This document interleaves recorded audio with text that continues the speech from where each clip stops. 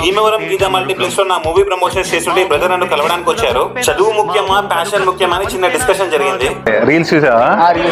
ఎలా అనిపించినాయి? Hard work చేస్తున్నావా? నన్ను చూడడానికి వచ్చావా?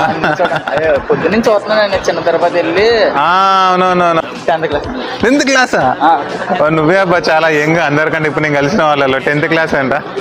నువ్వే చదివే ఉద్దేశం లేదని ఇండస్ట్రీలో రావాలి. చదివే ఉద్దేశం లేదా?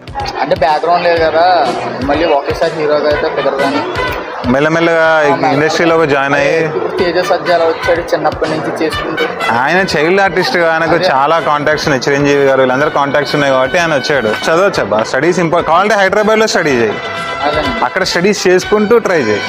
ఇప్పుడంతా ఇంకొక 5-10 years తర్వాత ఏంటంటే చదువు ఉన్న వాళ్ళు పైకి వెళ్తారు ఇండస్ట్రీలో కూడా.